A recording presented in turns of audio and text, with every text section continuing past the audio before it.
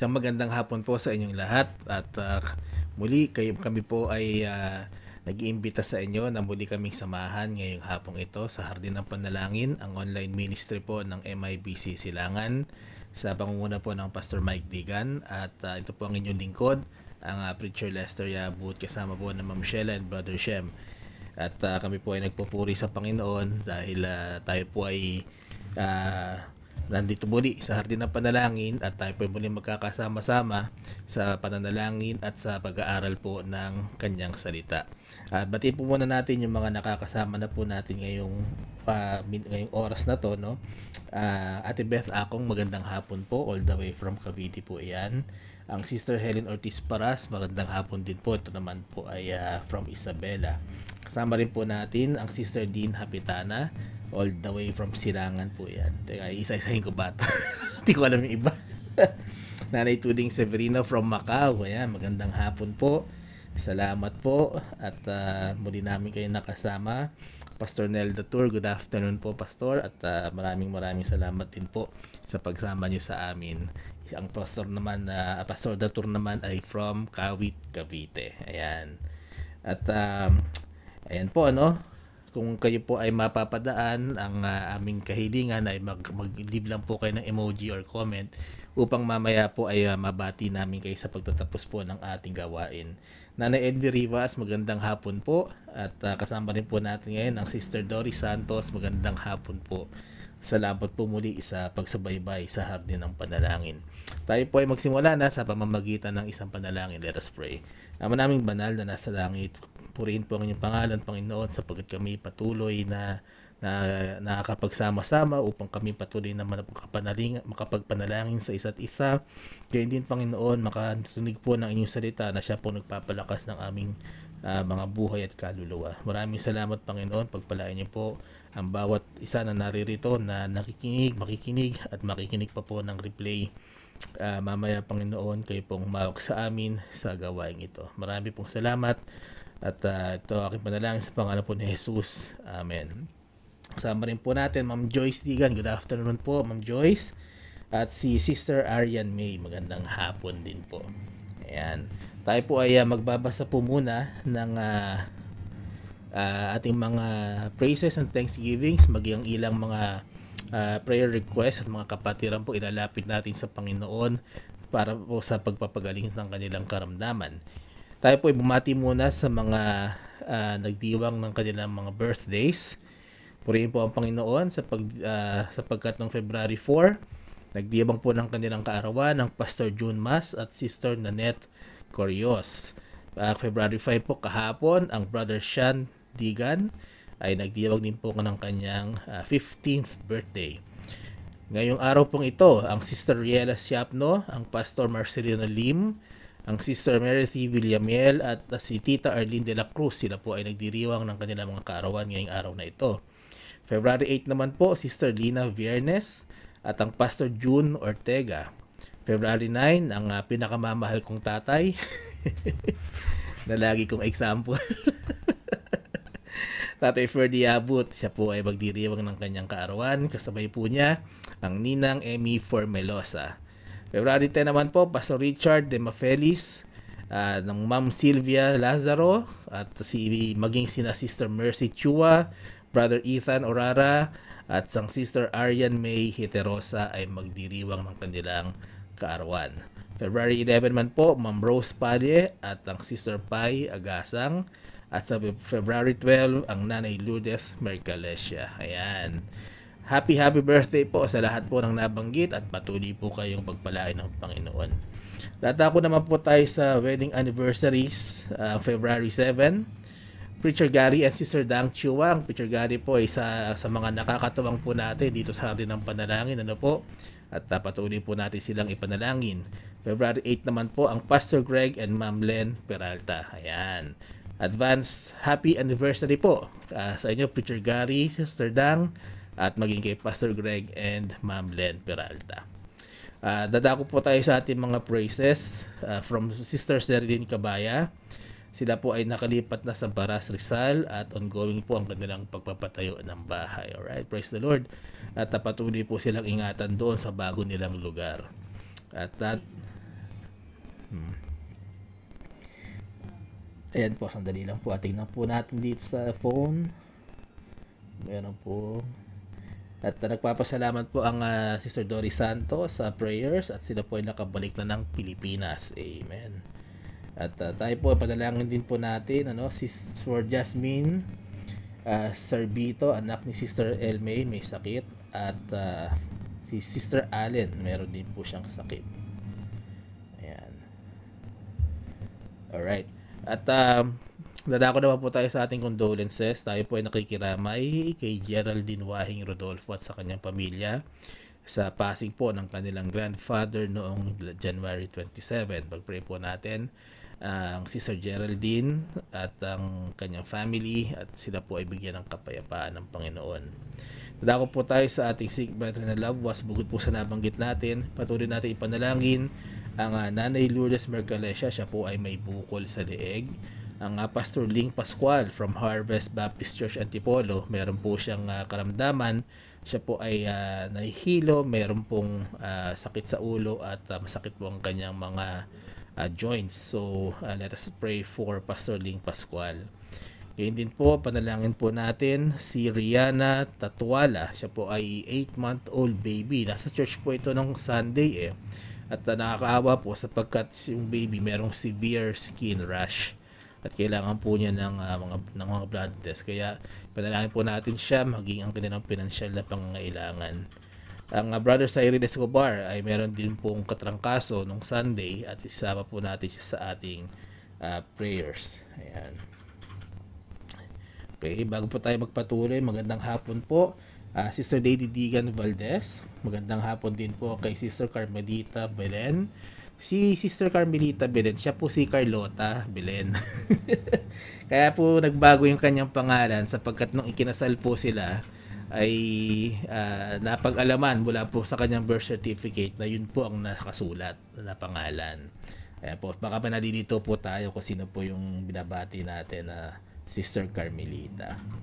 At kasama rin po natin ngayong hapong ito si Sister Monique Cabaya. Magandang hapon sa iyo. Nanay Faye Carpio, good afternoon din po. Good afternoon din po kay Sister Bing Rain Severino. At Nanay Amihan Sarya Yabud, good afternoon po. At salamat po sa pagsama niyo sa amin. Ayan, dadako po tayo sa ating mga expectant mothers. Ipanalangin po natin ang Sister Agnes Casiao. Siya po ay, ang due date po niya ay sa May. Sister Arabel Bautista Ocampo at si Sister Shaira Bihasa na due date naman po ay sa March. Ay panalangin po natin na maging maayos po ang kanilang kalusugan, maging ang mga bata po sa kanilang sinapupunan. At dako po lang po tayo sa ilang mga prayer request na ating pong nakalap po from last week. Patuloy po natin ipanalangin Sister Alexis Salazar, siya po ay makahanap na ng trabaho. At ang Ate Beth Akong, patuloy natin ipanalangin na sila po ay lagi samahan ng ating Panginoon. Sama rin natin sa panalangin ang Nanay Gertrude Severino sa kanyang kalakasan, kagalingan spirit at maging spiritual growth sa kanyang loved ones. Maging ang Nanay Edvi Rivas po, patuloy natin siya panalangin maging sa kanyang pananakit po ng katawan. Ayan. Tignan ko lang po rito. At ayan po, sama natin sa panalangin ng ating mga elders and senior citizens. Kung meron po tayong naisidagdag sa ating listahan ay i-comment nyo lamang po sa ating live ngayon upang ma-update po natin ito.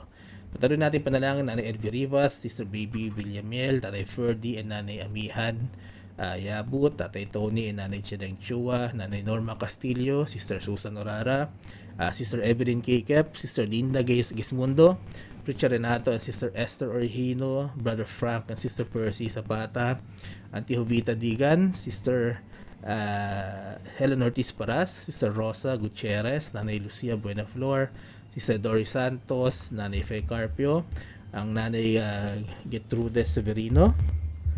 Ayan. At sama rin po natin sa prayers sa Nanay Leonardo Saren, ang sina Rosario Concepcion, Auntie Ninita Saria, Tita Edith Santos, Nanay Celia Ignacio, Nanay Daisy Alvarez, Mami Bituin Ledesma, ang Daddy Apil and Mami Lucy Saria, Nanay Lucy Broas, Tatay Mario Saria, sina Tony and Letty Garovillas, Kuya Evan Chua, Kuya Radi and Ate Beth Akong, Corazon Bernardo, Milagros Loquiao, Nanay Rowena Galdones, sama rin po natin sa prayers.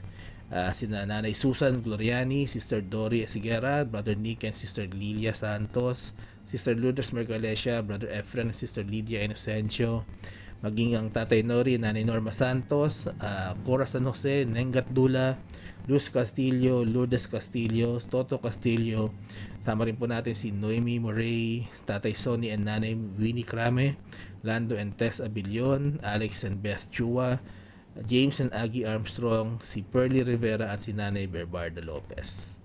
Ayan. Sama po natin ang ating mga online ministries. Ano po, ang Hardin po ng Panalangin, ang Bountiful Feastings on the Divine Verses sa pangunguna po ng Bishop De Vega. May Kaagapay po with Pastor Nel Datur. Ang Of Word and of Prayer with Pastor Neil K. Preacher James Orara and Preacher June Espieto. Ang May Tiyak na Kaligtasan, pinangungunahan po yan ng FIBA Pastors, at ang Biblical Teachings and Studies of MIBC Burgos sa pangunguna po ng Pastor Lito Paraiso. Ayan, bago po tayo magpatuloy, magandang hapon po kay Brother Sam Digan at maging kay Sister Arcil Moreno Manigo. Good afternoon din po. At tingnan ko na po dito, sama natin sa panalangin ng Tatay Wilson Belen, meron din po siyang trangkaso, at maging ang Sister Veronica merong ibot sipon, at si KK at kanyang kapatid patuloy po na recovery. Yan, sama po natin ang Belen family sa ating prayers mamaya po. Okay. Alright,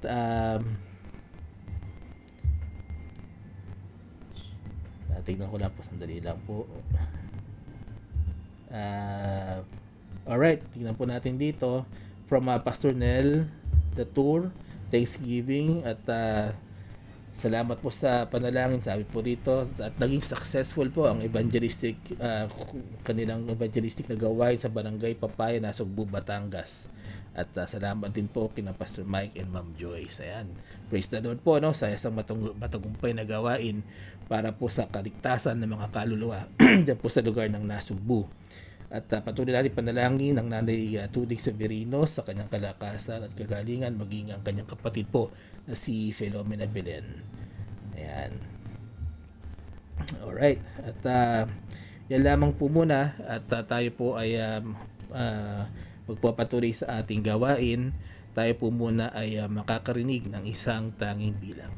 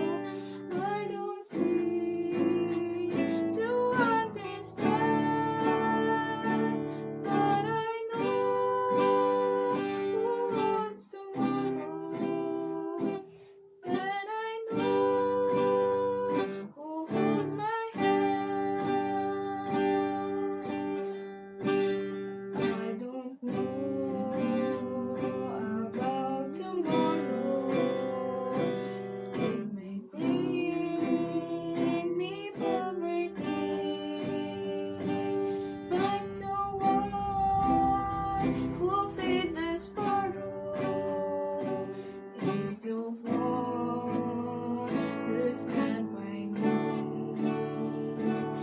in the fight that is my portion. Maybe through the flame or flood, but His presence goes before me, and I'm covered with His blood. Many things about tomorrow I don't see to understand, but I know who holds tomorrow, and I know who holds my hand. Many things about tomorrow I don't see to understand, but I know who holds tomorrow, and I know who holds my hand, and I know who holds my hand.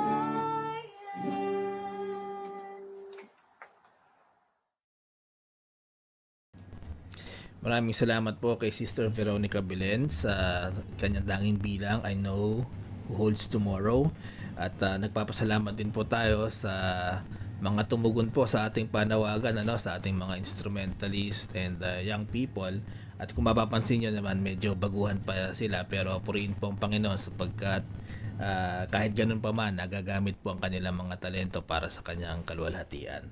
At patuloy po tayong nananawagan po sa mga young people natin sa church. Kung gusto po na maging kabahagi ng Hardin ng Panalangin ay mag-record po tayo ng ating mga special numbers. At kung wala naman kayong lugar, ay welcome naman po kayo dito sa amin para makapag-record tayo.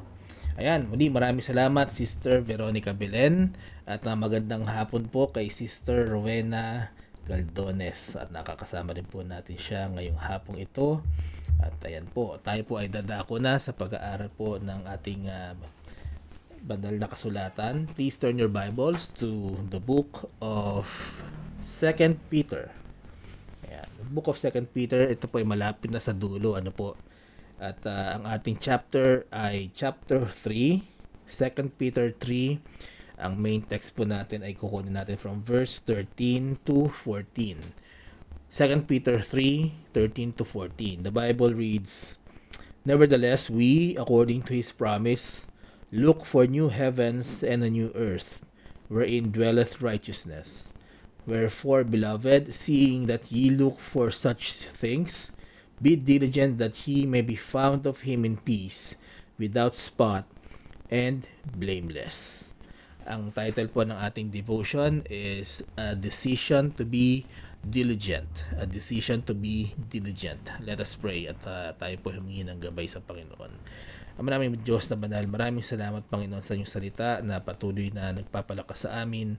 Ang panalangin ko Panginoon, patuloy na buksan ang aming mga isipan upang maintindihan namin ang wisdom po ng inyong salita. Buksan po ang aming mga puso upang gawin po namin ang matututunan namin ngayong hapong ito.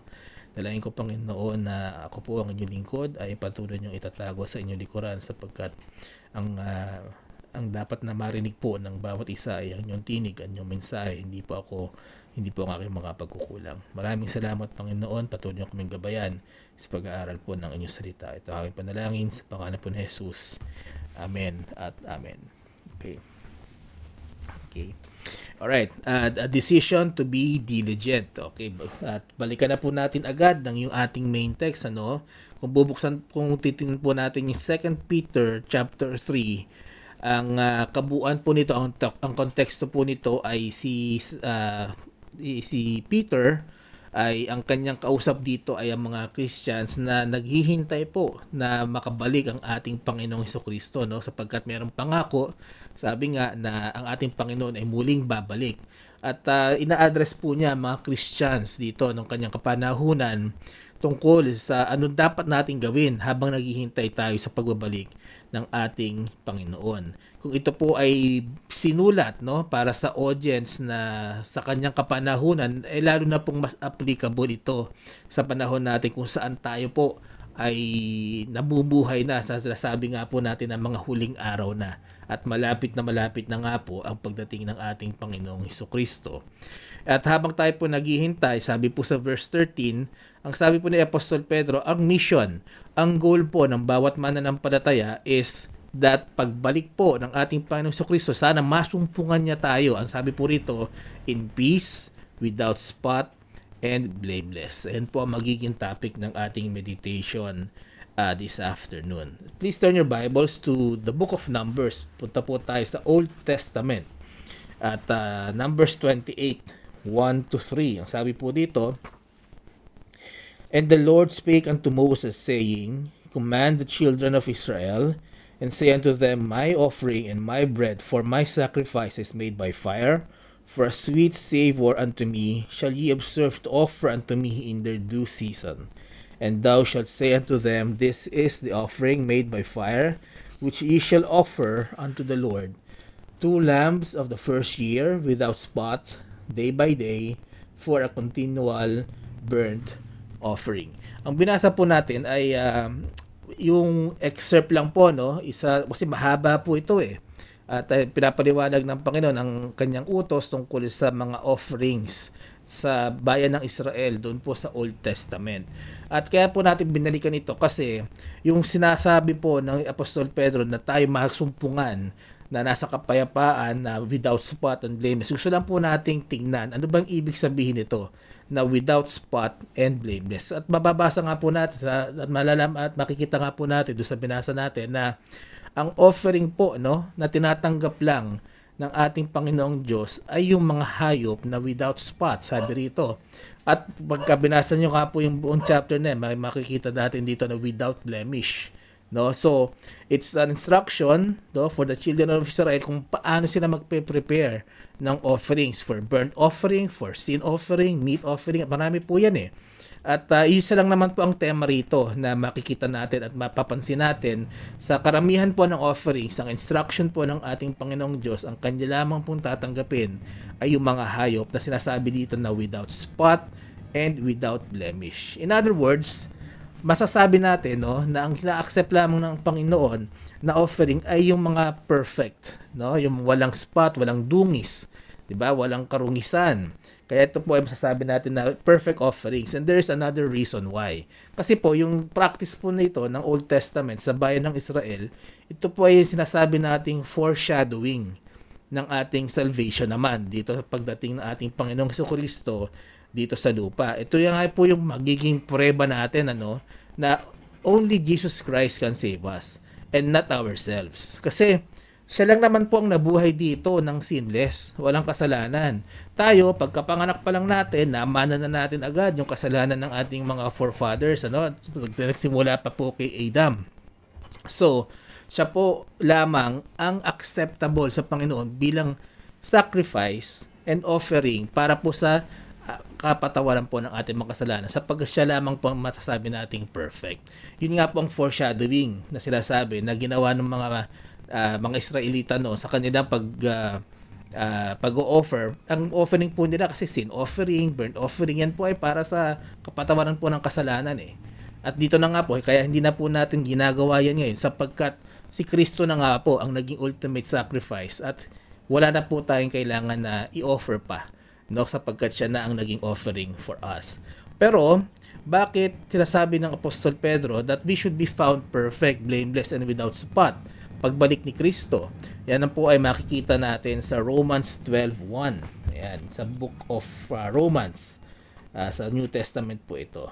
Romans 12 chapter 1, verse 1. Sabi dito, I beseech you therefore, brethren, by the mercies of God, that ye present your bodies a living sacrifice, holy, acceptable unto God, which is your reasonable service. sabi nga ni Pablo, no, sa mga Kristiyano, sabi ni sabi ni Pablo sa mga Kristiyano ng taga Roma, yun nga, Book of Romans, that it is our reasonable service. Ito yung dapat lang na maging serbisyo natin sa Panginoon, na ipipresenta natin yung ating mga katawan, no, as a living sacrifice, at ang sabi nga dito, holy and acceptable to God. At katulad nung napag-aralan natin kanina, ano lang naman po ang acceptable lang sa Panginoon ay yung perfect. Hindi lamang holy, pero yung perfect. Ano po? So, how do we make sure na tayo maging acceptable sa Panginoon? Sa gagaya ng inuutos po ng Apostol Pablo. There are 2 steps, no, para po tayo maging acceptable sa Panginoon. Ang una po diyan ay ang spiritual perfection. At ang pangalawa po ay ang physical perfection. At po ay paliwanag natin, ano po. Una, sa sa spiritual perfection po muna tayo. Basahin po natin sa Romans 5:12. Ayan po. Romans 5:12. Sabi po rito, wherefore, as by one man sin entered into the world, and death by sin, and so death passed upon all men, for that all have sinned. So maglagay po tayo po muna ay mag-review ng kaunti, ano po, na nung si Adan at Eva po ay nagkasala laban sa Panginoon, na break po natin yung fellowship natin with God, kasi ang ating Panginoong Diyos by nature is holy, and He cannot be in fellowship with sin. Kaya nga po, ito ay against sa nature ng Panginoon. And that is the reason kung bakit ang ating physical na katawan ay namamatay. That is the wages of sin is death. Sabi nga po sa Book of Romans, ano. So, kaya kaya hanggang ngayon, tayo ay namamatay dahil itong kasalanan po nito ni Adan ay naipapasa po sa atin. And then, katulad nung nabasa po natin, sabi nga ng ating Panginoong Diyos, di ba, ang warning niya kay Eva at Adan ay pag kinain nila yung pinagbabawal na prutas, ano, ay sila po ay mamamatay. In other words, if they sin against Him, no, if they disobey the Lord, if they sin against Him, they will die. Pero ang Panginoong Diyos, hindi lang po siya ang meaning po nito ay hindi lang po yung physical na kamatayan. No, pag binasa po natin sa Ephesians 2:5, ang sabi po rito, Ephesians 2:5, sabi rito, even when we were dead in sins, had quickened us together with Christ. By grace, ye are saved. Sabi po rito ni Pablo sa mga taga-Epeso na we were dead in sins, no? Sabi, even when we were dead in sins. Hindi naman po ang tinutukoy dito ay yung kamatayan ng katawan, eh. Kasi ito ay sinusulat niya sa mga Kristiyano, no, ng Efeso, at hindi naman ho siguro siya nagsusulat sa mga patay na tao. Kaya ang ibig sabihin po niya dito na we were dead in sins ay yung ating spiritual death nung tayo po ay nagkasala. Ang ating pagiging spiritually dead dahil sa ating kasalanan. Pero sabi nga din po sa binasa natin that Christ has quickened us. Ang ibig sabihin po ng quicken ay revived. Tayo po ay binuhay ni Kristo. That means that we are made spiritually alive through Christ. At sa Romans 8:8-10, ano po? Medyo marami po tayong verses this afternoon. Romans 8:8-10, sabi po rito, so then, they that are in the flesh cannot please God, but ye are not in the flesh, but in the Spirit. If so be that the Spirit of God dwell in you. Now if any man have not the Spirit of Christ, he is none of his. And if Christ be in you, the body is dead because of sin, but the Spirit is life because of righteousness. Sabi ni Pablo, kung tayo ay, if we are in the Spirit, if the Spirit of God dwells in us, and that is when we belong to Christ, ano? And through this, di ba, sa pamamagitan nito, nagre-revive yung ating spirit. And we are made alive because of Christ's righteousness. Ito po ay ma-explain further pag pinuntahan po natin yung 1 Corinthians at ang 1 Corinthians 1:30, sabi po rito, but of Him are ye in Christ Jesus, who of God is made unto us wisdom and righteousness and sanctification and redemption. If we have Christ in us, we are alive spiritually kasi ginawa na ng Panginoon si Kristo bilang ating righteousness. No? Hindi ho natin maililigtas yung ating sarili, hindi natin malilinis ang ating sarili, kailangan natin ng tagapagligtas na kung saan magiging acceptable ito sa Panginoon. At magiging acceptable lamang po ang tagapagligtas na ito kung siya po ay perfect and holy. Yan nga po ay si Kristo. At nung siya po ay naparusahan para sa ating mga kasalanan, yung righteousness niya, no, yung tumigis na dugo mula sa kanyang katawan, yun po ang bumabalot sa atin. At kapag tayo po ay nanampalataya, no, nagkakaroon tayo ng righteousness. So ang tatlong bagay po ang makikita natin dito. If we have Christ, we are alive spiritually. Kasi nga sabi dito, Jesus Christ, full of God, is made unto us wisdom and righteousness. Remember, diba, nung ang ating Panginoon sa Kristo ay naipako sa krus, lahat ng kasalanan ay iniligay sa Kanya. At even God the Father has to forsake Christ noong mga panahon na yon. Kasi nga, tulad ng napag-aralan natin kanina, hindi pwede magkaroon ng fellowship ang ating Panginoong Diyos sa kasalanan. Makikita po natin yan sa 2 Corinthians 5:21. And although through His death on the cross, no, His burial and resurrection, naging perfect sacrifice po siya sa atin. He is sinless, wala po siyang spot, wala siyang blemish, and His life was offered to God to be the atonement for our sins. Yung buhay po niya, no, yung naging, di ba, kung napag-aralan natin kanina na nung Old Testament, it's animal sacrifice. Yun po ang paulit-ulit na ginagawa ng mga taga-Israelita, mga taga-Israelites, kasi yun po yung way to atone for their sins. At kaya po paulit-ulit na ginagawa yan kasi hindi po yan sapat eh. Yung animal sacrifice, it's never enough. No, kaya nga laging ginagawa. Pero nung ang ating Panginoong Diyos, ang ating Panginoong Hesukristo po ang naipako sa krus, siya po ay namatay, inilibing, at muling nabuhay muli. Siya na po ang naging atonement for our sins. The ultimate sacrifice nga po na binabanggit natin kanina. Kaya nga hindi na tayo nagpa-practice ng animal sacrifices. Dahil yung ginawa ni Kristo sa krus ng Kalbaryo ay sapat na po para sa kapatawaran ng ating mga kasalanan in the past, in the present, and in the future. And for us to have spiritual perfection, para magkaroon tayo ng revival ng ating patay na spirito, wala naman po tayong dapat gawin kundi manampalataya lang. Maniwala at manampalataya sa naging kamatayan, pagkalibing at muling pagkabuhay po ng ating Panginoong Jesucristo. And that is enough for the forgiveness of our sins. Yan po ay mababasa natin sa 1 Corinthians, 1 Corinthians chapter 15.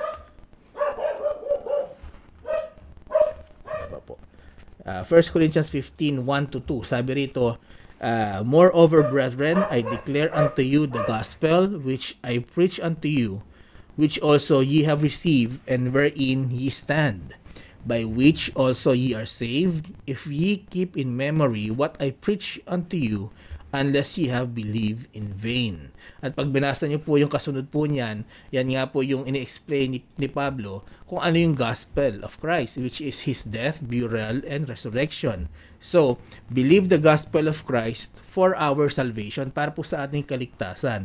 At ngayon na tayo po iligtas na, diba? That's the perfection of our spirit. Nagiging perfect yung ating spirit sapagkat binabalutan na po tayo ng katuwiran ng dugo ng ating Panginoong Jesucristo. At para magkaroon po tayo nito ng kaligtasang ito, for us to be perfect, di ba? In the eyes of God, we don't need to do anything but believe. Hindi po ito ang ating gawa, hindi po nakakapagligtas. Ang ating mabuting gawa hindi nakakapagligtas. Ang ating kayamanan hindi nakakapagligtas. Ang tanging makakapagligtas lang po sa atin mula sa dagat-dagatang apoy ay ang ating pananampalataya at pagtitiwala na ang ginawa ni Kristo ay sapat na upang patawarin po tayo ng Panginoong Diyos. So ngayon at kung tayo po ay tatanggap sa ating Panginoon, our spirit is quickened, nagiging perfect tayo dahil nga binabalutan tayo ng dugo, ng banal na dugo ni Kristo. So now, bakit ang goal natin, no, ay maging masumpungan tayo na in peace, without spot, and blameless. Kasi akala ko ba, Brother Lester, ako'y forgiven na dahil ako'y nanampalataya na. So dito naman po tayo dadako sa physical perfection, which is our second point for today. Basahin po natin po sa Ephesians 4. Ayan, Ephesians 4:20 to 24. Sabi po rito, "But ye have not so learned Christ, if so be that ye have heard him and have been taught by him, as the truth is in Jesus, that ye put off concerning the former conversation the old man, which is corrupt according to the deceitful lusts, and be renewed in the spirit of your mind, and that ye put on the new man, which after God is created righteousness and true holiness." So once na tayo'y naniwala, nanampalataya at nagtiwala sa gospel of Christ, tayo po ay nagkakaroon ng indwelling of the Spirit. Yung sinasabi po kanina ni Pablo sa mga taga-Roma, that God is with us, God dwells in us, and Christ dwells in us. Na kung wala nga po tayo nito, no, if Christ does not dwell in us, then ibig sabihin hindi pa tayo kay Kristo, hindi pa tayo ligtas. Pero sa ating pananampalataya po, tayo po ay nagkakaroon ng Kristo sa atin, ng Espiritu ni Kristo sa atin. At yan po ang bumubuhay ng ating mga espiritu. Pero kapag tayo po ay naniwala at nanampalataya, tayo nanalangin para sa ating kaligtasan, no, sa ating pananampalataya, hindi naman tayo namamatay agad eh. Diba? Hindi yung pagkatapos mong ma-witnessan, nanampalataya ka, nag-pray ka, hindi ka naman namamatay agad para pumunta agad sa langit. Hindi po, tayo po ay nananatili sa ating katawang lupa. No, hanggang nga po sa appointed time na tayo po ay kunin ng Panginoon, we still have our old man. Yung sinasabi po dito sa Ephesians na you put off concerning the former conversation the old man, ang ibig sabihin po nito ay ating physical na pangangatawan. At ang sinasabi po dito, you put off the conversation which the old man, sinasabi dito na corrupt according to deceitful lust. Bakit? Kasi merong ang physical na katawan po natin, merong itong mga pangangailangan. At sinabi nga po dito na deceitful lusts, na kung hindi po tayo magiging maingat, ay pwede po tayo magkasala pa rin sa Panginoon. Kaya nga po, ang ating kapatawaran ay kasalanan mula sa past, present, and future. Dahil tayo'y tao lamang, tayo nattempt na magkasala, kaya ang ating kapatawaran, pati kasalanan na gagawin mo pa kung tayo mananampalataya. Dahil nga po tayo, naiintindihan po ng Panginoon yan na tayo po ay nasa karnal pa, nakatawang lupa. Kahit po tayo ay ligtas na. No? So, if we are not careful, tayo po ay magkakaala sa ating Panginoon. And yes, kahit po tayo ligtas na sa sinasabing wrath of God dahil sa ating Panginoong Hesukristo, contrary po, no, sa ibang paniniwala. Kasi minsan may napapanood ako sa TV or sa internet na sinasabi nila pagka daw baptist, merong lisensya para magkasala. Hindi po nila nalalaman, tayo po bilang baptist ay inuutusan at sinasabihan na maging matuwid ang landas, na lumakad kay Kristo at huwag nang magkasala. Yun yung minsan misconception yun eh. Once saved, always saved. So pwede ka na palang may lisensya ka na magkasala. Hindi po ganun. Kung tayo po ay na kay Kristo, ang utos po sa atin ay we sin no more. That sabi nga dito main text natin, na tayo masumpungan in peace, without spot, and blameless. Ano ibig po sabihin yan? Both spiritually and physically. Na tayo, kahit sa katawang lupa pa tayo, ang utos sa atin bilang mananampalataya ay huwag gumawa ng masama, bagkus ay gumawa ng mabuti. And pagka tinignan nga po natin, all throughout, no? So, basahin lang po natin sa Romans 6:1-2. Minsan kasi hindi ito nasusumpungan ng iba eh. Pero pagka ito po ay palaging naririnig ko sa mga preachings, Romans 6:1-2, sabi rito, what shall we say then? Shall we continue in sin, that grace may abound? God forbid. How shall we that are dead to sin live any longer therein? Na ikaw ay naging mananampalataya, na ibig sabihin ba patuloy ka nang magkakasala sapagkat may biyaya ang Panginoon sa iyong kapatawaran? Hindi po. Sabi ni Pablo, yan ay kinokondemn niya. God forbid, sabi niya. Paano tayo, no, na tayo patay na dapat sa mga kasalanan ay patuloy na mabubuhay sa kasalanan. Yan po ang sinasabi niya dito. And pagka binasa mo niyo po ang mga sulat ni Pablo, karamihan po sa letters ni Pablo, yan ang ina-address niya eh. Yung mga mananampalataya na, yung mga ligtas na mga Kristiyano na ang ginagawa niya, ina-exhort sila, they admonish, Paul admonishes them, Paul rebukes them, Paul reproves them. Bakit? Kasi sinasabihan niya ang mga Kristiyanong ito na hindi kayo dapat nagkakasala. Na kayo dapat ay lumalakad sa lakad ni Kristo sa kanyang katwiran. And 'di ba dito nga po ine-explain sa kanila kung bakit na importante na tayo ay maging banal hanggang sa pagbabalik ng ating Panginoong Hesukristo. And even Jesus nung siya po ay nagpatawad ng mga kasalanan, hindi naman niya sinabi na pinatawad na kita, okay na. Ang lagi niya sinasabi, pinatawad ka na sa mga kasalanan mo, ang lagi niyang karugtong doon, sin no more. Makikita po natin yan, John 5:14 tsaka John 8:11, some examples lamang po. Na pagka siya ay nagpagaling, siya ay nagpatawad ng kasalanan, ang sinasabi niya doon sa pinagaling niya, sa pinatawad niya, that they sin no more. Kung okay lang pala kay Kristo na magkasala tayo, ba't sasabihin yun? No? So, how do we do that? How do we win against our carnal desires? Ito makikita po natin sa Ephesians 4:23-24. Sabi po rito, Ephesians 4:23-24, and be renewed in the spirit of your mind, and that ye put on the new man, which after God is created in righteousness and true holiness. Focus on the spiritual things. Yan po ang sinasabi ng text po natin. Kung tayo po ay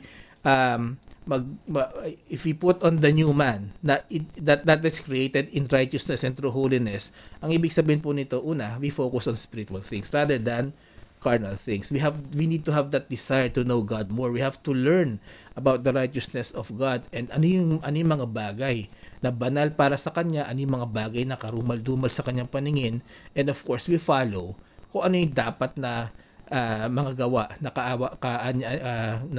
that is favorable in His sight. And then when we do this, we will have the fruit of the Spirit. Ito po ay mababasa natin sa Galatians 5:22-23 na ito po ang mga fruit of the Spirit na ito.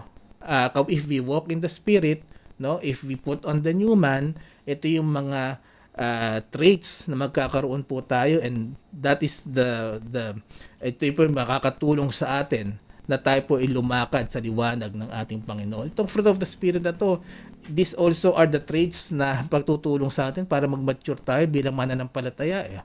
Diba? So, and when we walk in with Christ, pagka tayo lumakad kay Kristo, sa totoo lang, sa tingin ko naman, halos lahat kayo mag-agree sa akin na kung may Kristo kayo sa inyong puso, meron kayong kapayapaan.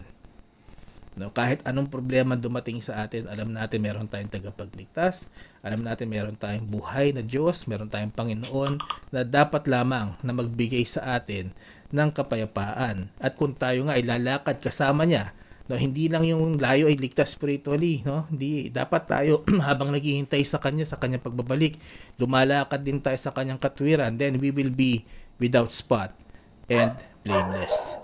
I will leave you po with this verse for our devotion this afternoon. 1 Peter 1:15-16.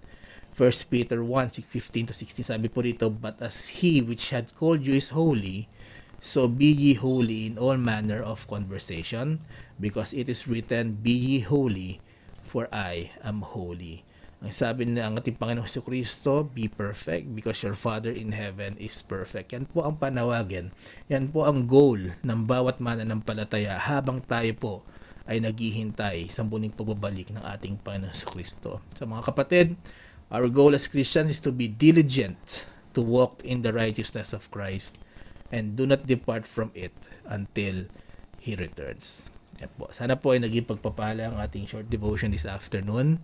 At bago po tayo dumako sa ating prayer, ay tingnan ko lamang po, Nanay Susan Jose, magandang hapon po.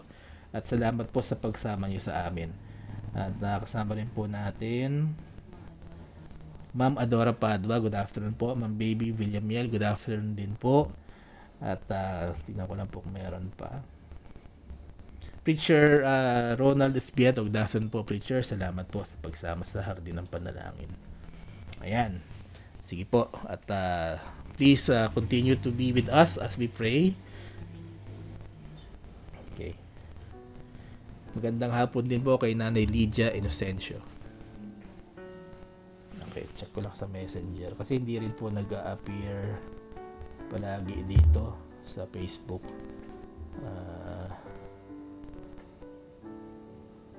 Okay, panalangin po natin. Kasama natin sa panalangin ang anak po ni Sister Bingray Severino, si Melvin Severino. Saka patuloy na ingatan at gabayan po ng Panginoon sa kanyang pong pagpasok. At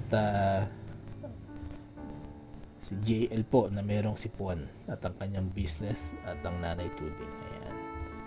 Sige po. Okay. Okay.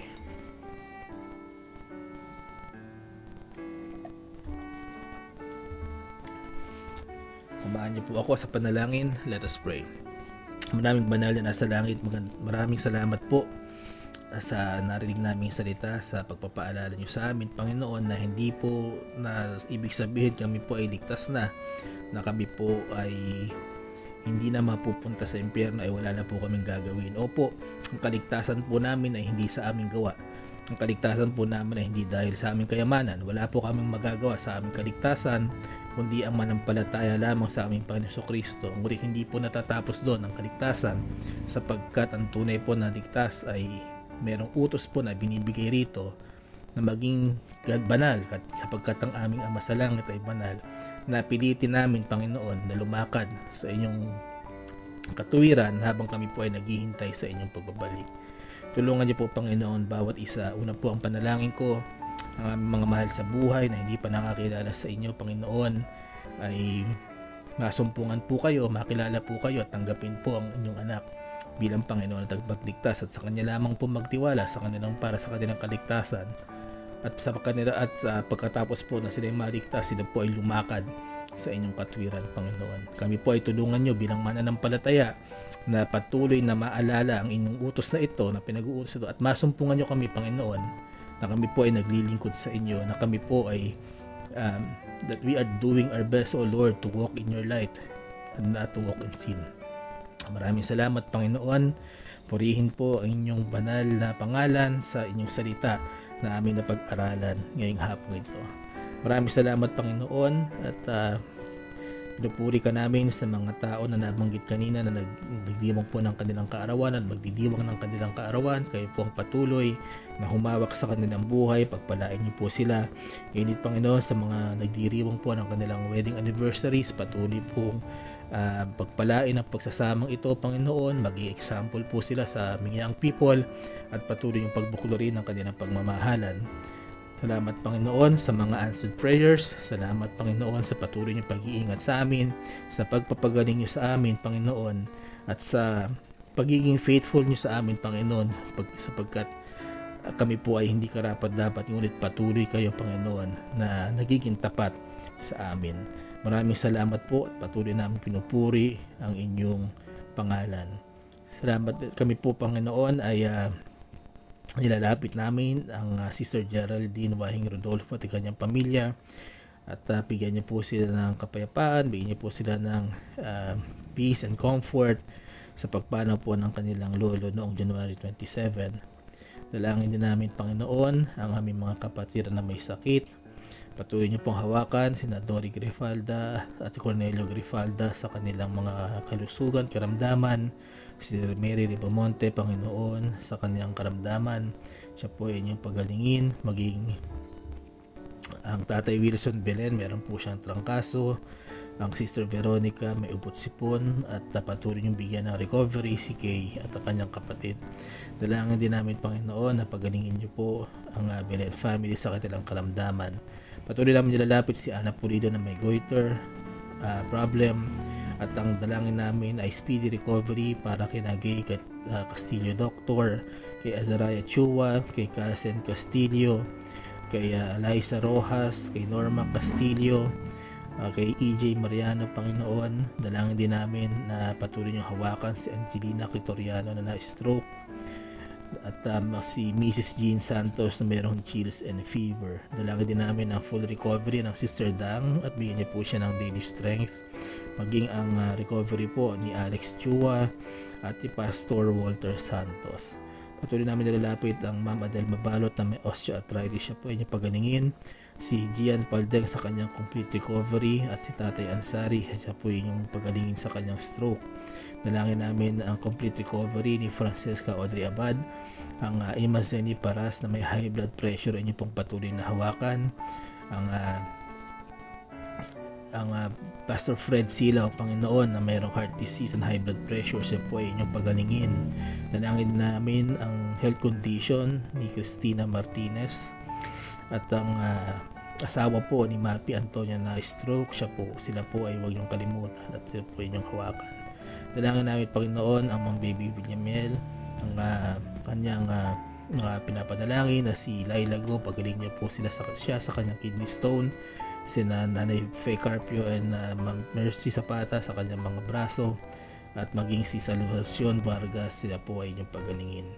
Dalangin din namin, Panginoon, ang Nanay Tuding Severino, ang kanyang kapatid na si Filomena Belen, siya po ay bigyan niyo ng kalakasan at patuloy niyo pagalingin ang kanyang mga tuhod. Dalangin din namin, Panginoon, na pagalingin niyo ang bukol sa balikat ni Rogelio Severinos at ito po ay inyong hawakan. Dalangin din namin, Panginoon, ang Sister Chay Pacheco Rara sa kanyang blood glucose level, siya po ay inyong pagalingin. Dalangin din namin, Panginoon, ang recovery ni Geraldine Tenco sa kanyang health issue. Patuloy namin nilalapit, Panginoon, ang Nanay Leonardo Saren, siya po ay inyong hawakan, pagalingin sa mga karamdaman. Maging ang si Flor Chua sa kanyang pain and cramps ay inyong pong pagalingin. Dalangin din namin hawakan nyo si Francis Gicaraya na na-stroke, maging ang si Alda Balagwes na sa hospital po at siya po ay nagdadalang tao, siya rin po ay inyong hahawakan at pagalingin sa kanyang mga karamdaman. Patuloy namin nilalapit ang Nanay Elvie Rivas sa kanyang pananakit ng katawan, siya po ay inyong hawakan. Maging si Amparo Cruz, inyo rin pong pagalingin. Dalangin namin, Panginoon, si Sister Seridine Idos, maging okay na po ang kanyang pamangkin na nasa under observation po, siya po ay inyong pagalingin. Si Conrado Mendoza, nilalapit din namin sa inyo para sa kanyang kagalingan. Si Kevin Bihasa, Panginoon, na mayroong heart enlargement, siya po ay inyong hawakan at pagalingin. Dalangin din namin ang mother po ni Ma'am Joyce Reyes na si Leonor Reyes, sa inyo pong hahawakan at kung may karamdaman, Panginoon, kayo po magpagaling sa kanya. Dalangin din namin, Panginoon, ang Nanay Faye Carpio, ang kanya pong anak na si Marlon Carpio ay mabigyan ng day off paglinggo pag siya po ay makapalambahan. Gayun din ang laboratory po niya, Panginoon, ay maging maayos ang resulta. Dalangin din namin, Panginoon, ang recovery ni Christian Joy Mijares dahil nagkaroon po siya ng ectopic pregnancy, siya po ay hawakan, pagalingin. Dalangin din naman, Panginoon, ang Nanay Lourdes Mercalessia, pagalingin niyo po ang kanyang bukol sa leeg.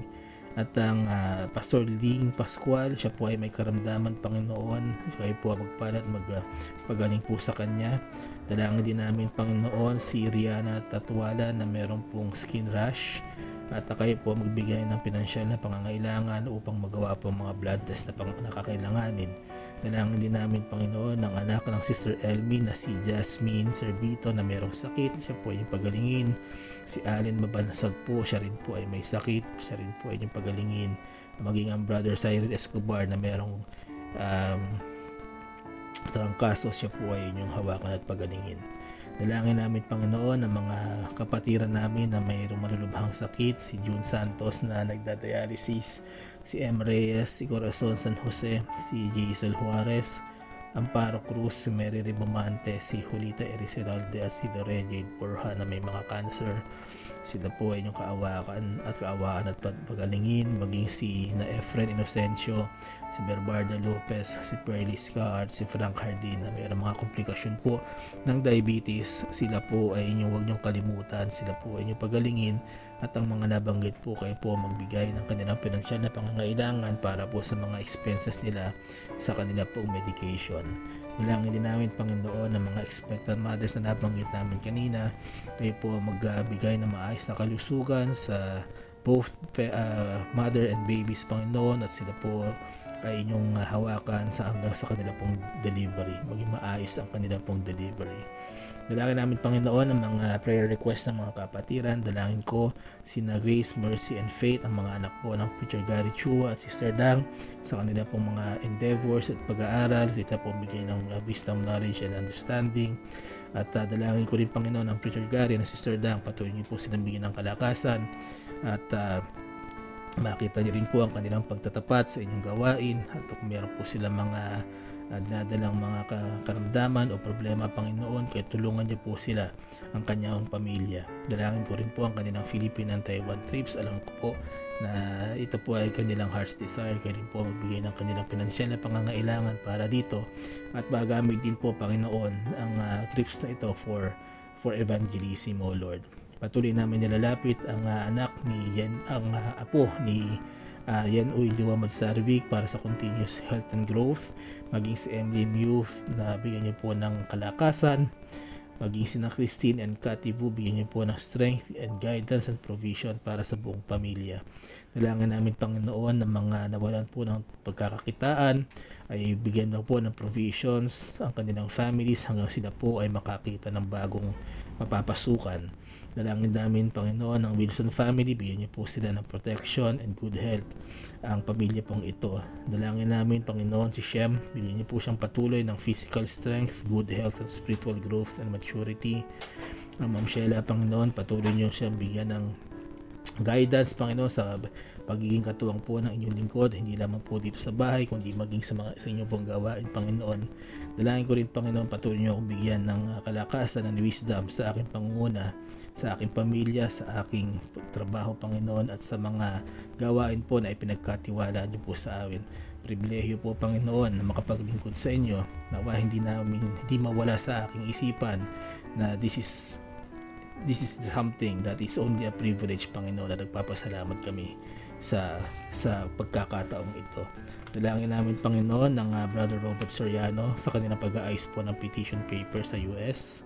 Sila po ay inyong gabayan. Dalangin din namin ang complete recovery po ng Pastor Lito Paraiso, hindi ang Sister Doris Santos, Panginoon. Patuloy siyang bigyan ng physical and spiritual strength.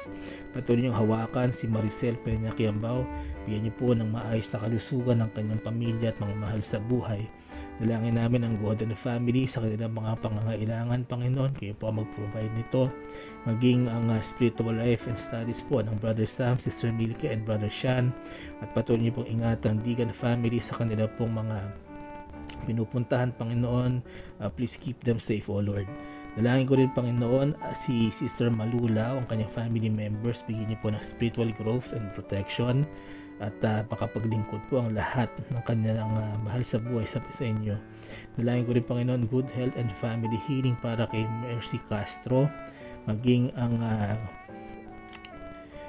sina Judith Castillo and family, Panginoon. Bigyan niyo po ng good health si Patrocinio Egana, gayon din sina Rani, Rosaline, Rain, Ria, Enrica, para bigyan niyo po sila ng maayos na kalusugan at maipasa po nila ang kanilang mga college exams.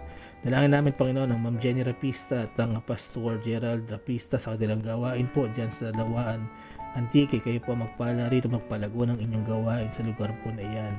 Dalangin ko rin po, Ma'am Baby Villamel, ang kanyang kalusugan. Patuloy niyo siyang bigyan ng protection, ang kanyang heart's desires and spiritual strength, at maging sa kanyang mga anak at apo. Dalangin ko rin po ang spiritual strength para sa Carpio family. Bigyan niyo po ng guidance and provisions ang Inocencio family at Abdul Razak family. Patuloy niyo bigyan ng Panginoon ng good health and protection po ang Ejok family, at makapaglingkod po sila sa inyo. Dalangin namin, Panginoon, si Corazon Bernardo para sa kanyang good health and strength. Ang mother po ng Sister Rowena Galdones na si Rosario Galdones, maging si na Joel Eve, Reynan at Jomar, bigyan niyo po sila ng kalusugan, bigyan niyo po sila ng kalakasan, at kayo po dinggin niyo po ang kanilang mga heart's desires. Dalangin din namin, Panginoon, ang si Angelica de Guzman, gawin niyo pong patuloy niyong ingatan, bigyan ng maayos na kalusugan ang kanyang asawa, si Gerald Aquino at ang kanyang mga anak na si Ashley at Gabriela. Maging ang kanilang pinansyal na pangangailangan, kayo po ang mag-provide po nito. Dalangin namin si Marian Cabana, bigyan niyo po sila ng spiritual growth and maturity, maging ang kanyang panalangin na ikaligtasan po ng kanyang mga mahal sa buhay, maging ang plano po nila sa pagtatrabaho abroad, kayo po ang mag-guide po sa kanila para dito. Ang Ate Beth Akong at kanyang pamilya, patuloy niyong pagpalain, Panginoon.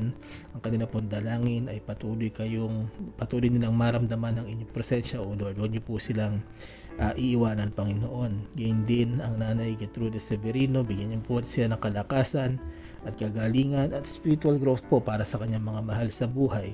Patuloy namin nilalapit ang Blessed Hope Christian Academy, patuloy niyong hawakan at i-guide ang administrator, ang principal, ang teachers and staff, maging ang students and parents po. Dalangin namin ang spiritual lives po at pag-mature ng MIBC Silangan members, maging ang church finances. Hawakan niyo rin po, Panginoon, ang Sister Alexis Salazar, makahanap po siya ng trabaho. Gayun din, Panginoon, ang Sister Carmelita Belen, ang kanyang panalangin ay para po mailapit po sa inyo ang kanilang mga kapitbahay. Dalangin ko rin, Panginoon, ingatan niyo po si Mama Lilia Pubukan, maging sina Jason Hapitana at Jake Hapitana, patuloy niyo po silang iingatan. Bigyan niyo rin po ang Hapitana family ng malawak na pag-unawa para sa paintindihan po nila ang mga tao na kapalibot sa kanila, at kayo na rin po mag-provide ng kanilang pangangailangan sa araw-araw. Dalangin din namin, Panginoon, ang pag-aasikaso po ng Sister Lynn Hapitana ng Meralco at Manila Waterland Church. Siya po ay yung ingatan sa kanyang paglalakad at patuloy niyo po siyang pagpalain. Dalangin din namin ang graduation requirements ng Brother Sam Digan at maging ang considerations po ng kanyang mga professors.